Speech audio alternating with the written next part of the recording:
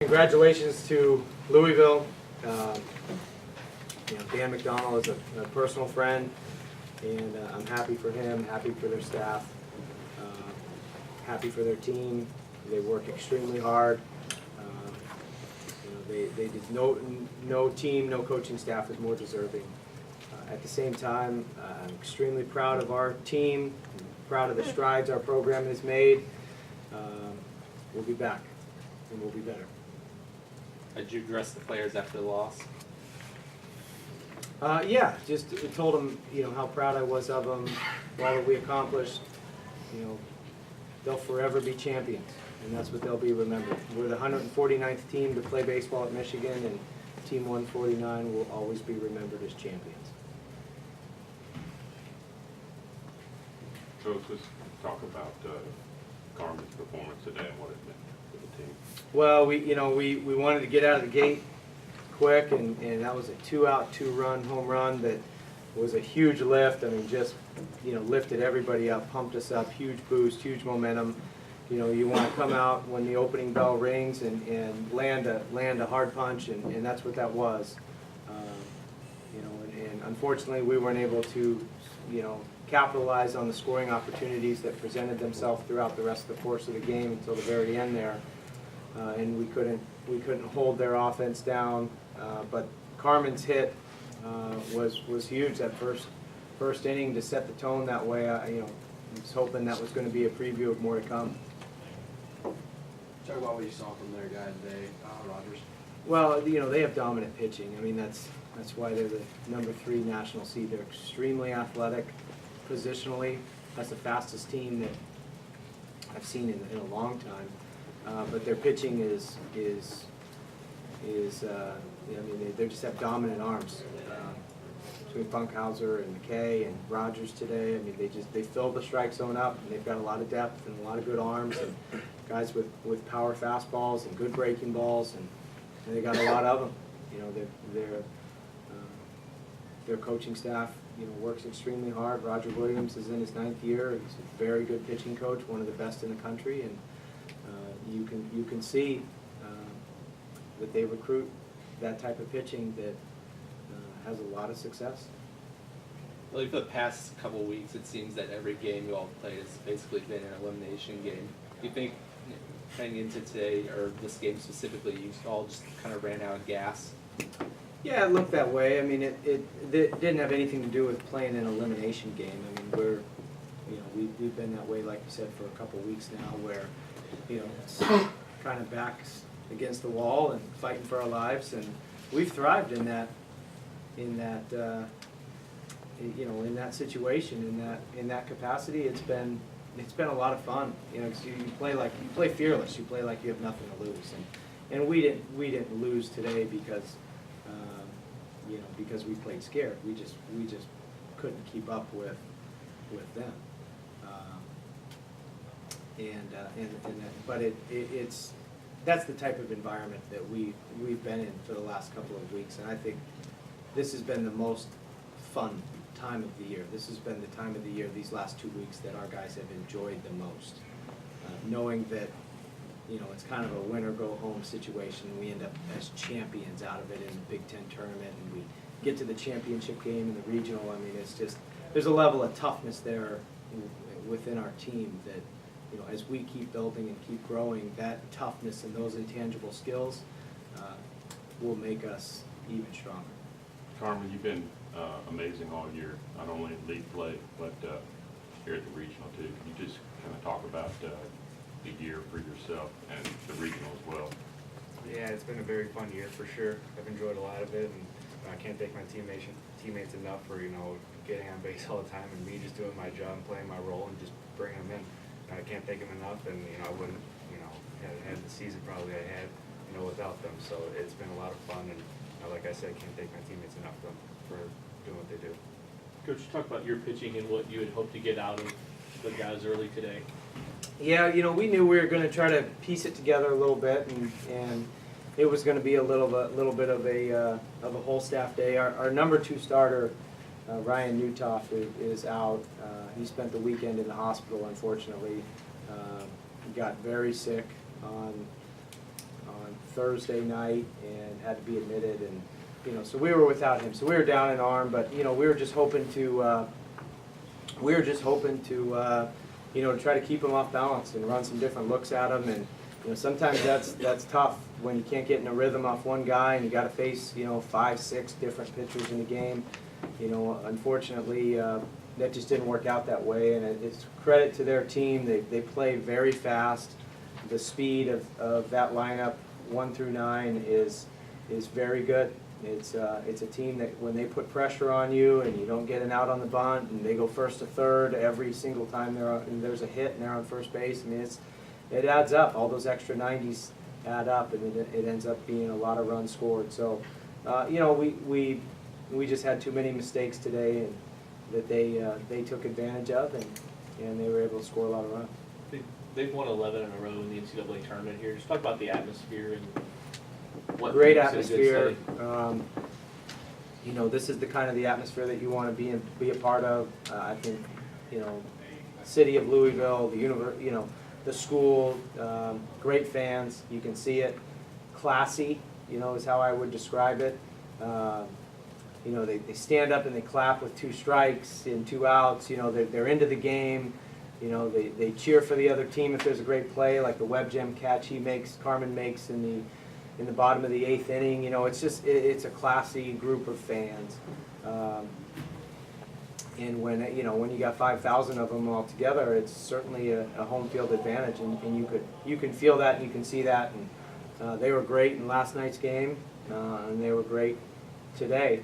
And from our perspective, we got to love that. We got to love the big crowd. We got to love the hostile environment, because the road to getting to where you want to go has to go through environments like that, and that's the type of environment we want to create at Michigan. Seems like the 2 games you played against Louisville, the double play ball was your worst enemy there, at getting out of some innings and stuff like that. Was that just kind of discouraging for you guys to see as many double plays rolled over as there was? Well, a double play is a momentum play, especially when it's an inning ender.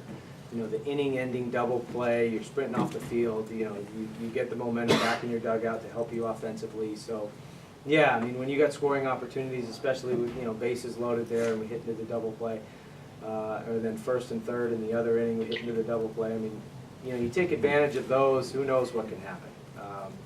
But they certainly did a good job of getting ground balls and ending the rally for us. Does anybody have more questions for Carmen? Yes. Carmen, after your home run, Roger didn't give up another hit until the 6th inning. Did you see him settle in?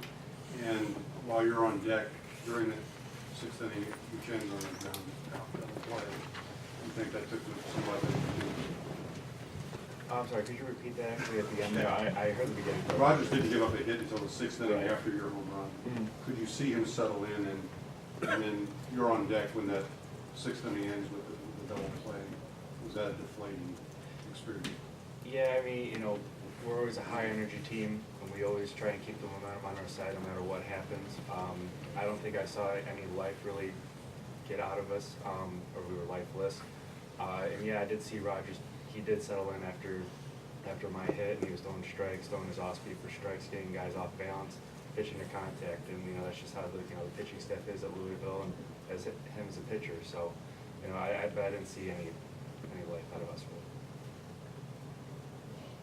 Anything else for Carmen? Yeah, you saved the Bradley game, and to go from that to having a whole nother ball game to play with this Louisville game. Did you see, first off with you, but second off with the team, any drops in energy, just like kind of heading into the second part of the doubleheader? Not really. Just before the game, actually, we were all getting huddled up, and the energy was right back to where it always was. I never see our team losing energy, and especially the Big Ten tournament and in this regional, I never saw that. But there sure were a couple plays that could have taken us out of the game, but like I said, our energy was always up, and we always had high hopes, and we always believed that we would come out on top. Coach mentioned that it's the most fun you guys have had playing baseball. Is that a fair assessment? And also, can you just talk about the run a little bit that you guys had? Oh, 100%. This is the most fun I've ever had in the past 2 weeks of playoff baseball. I didn't feel any pressure from anywhere. I mean, playing in front of 6,000 fans, and coaches always instilled the mental game in us, and just having fun. It's our playground, just having a lot of fun with that. and I can definitely say I did have a lot of fun for sure. Anything else? Thank you. Couple more questions for Coach. Coach, you spent some time talking to the seniors. Obviously, they had to endure the coaching change and just kind of inherited you. Can you talk about what they brought to this team? Yeah, I think every departing senior class just wants to leave a legacy. And they want to know, how will their last team that they were on be remembered. And that's what I talked about. I talked about that senior group is a special group because this team that they led, Team 149, will always go down as champions, and they will live the rest of their lives as champions. And just thanked each one of them, told them how much I appreciate them, told them I love them.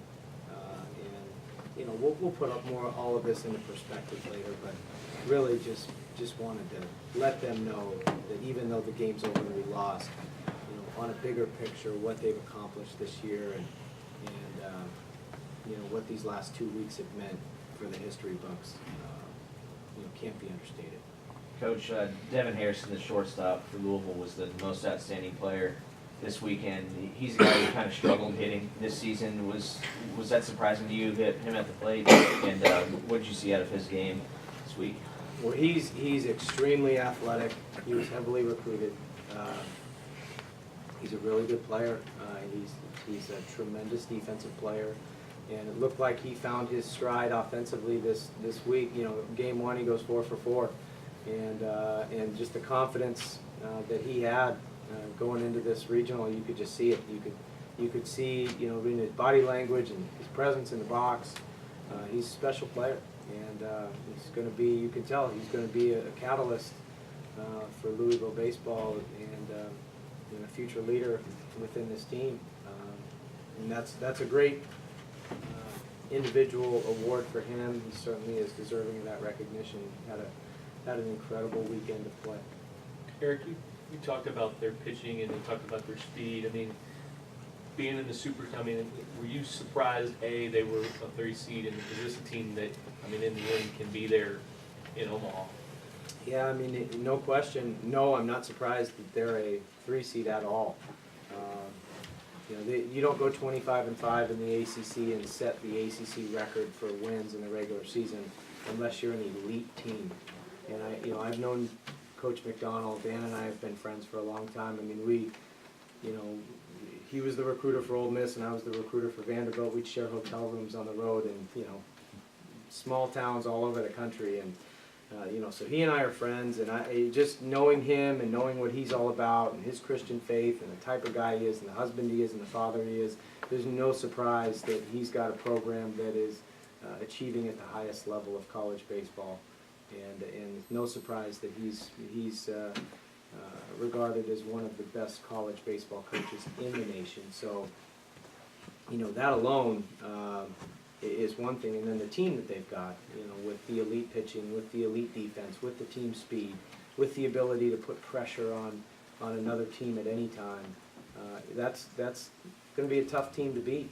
With their pitching, with their defense, with when those guys get on base, the way they run the bases, how they steal, how they bunt, it's tough. It's tough, and especially whatever their matchup is with the Super Regional out of the Fullerton Regional. I don't know what the scores are. I didn't see it today yet, but playing at home, it's going to be tough to beat. And then getting out, if they're fortunate enough to advance and get to TD Ameritrade, where it's a big park and where speed really plays more so than the long ball, they're going to be tough to beat. Yeah. You mentioned Coach McDonald. I wonder a little bit about your background with him and just what he's doing that's been so effective here. Well, our relationship started, I got hired, I was 24 years old, and I was the youngest recruiting coordinator in the SEC. Had no business, really. Coach Tim Corbin took a chance on me, and I'll always be, we don't have enough time for me to tell you how much Coach Corbin means to me, but Dan McDonald pulled me aside one of my first recruiting trips. We were recruiting in Memphis, and he said, let's go to lunch. And he kind of mapped it out for me. He told me, these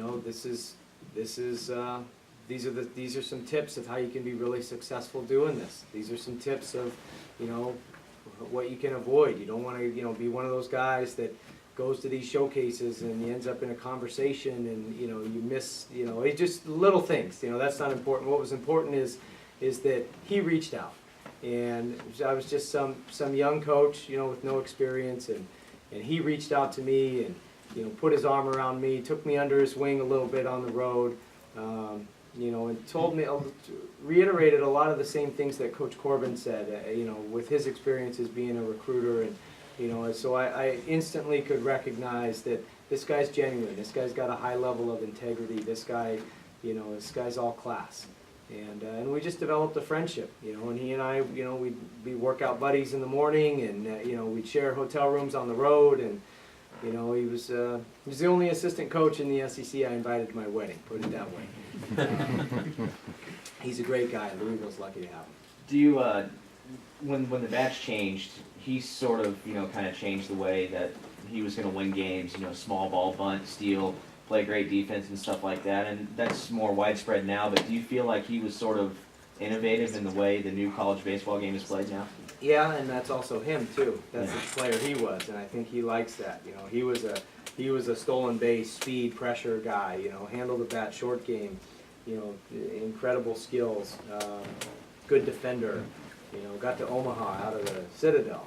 So yeah. I mean, I think it's in line with not only how he likes to play, but how the bats have changed and how the game has changed as well. One more question. With a young team, how do you think this whole regional experience is going to benefit you in years to come? Oh, we're going to be back, and we're going to be better. And this, this is only going to propel us to win a Big Ten championship, to be in the championship game in a regional, to do it with only 2 recruiting classes under our belt. Yeah, we're going to be just fine. The future is extremely bright for Michigan baseball. Thank you, guys.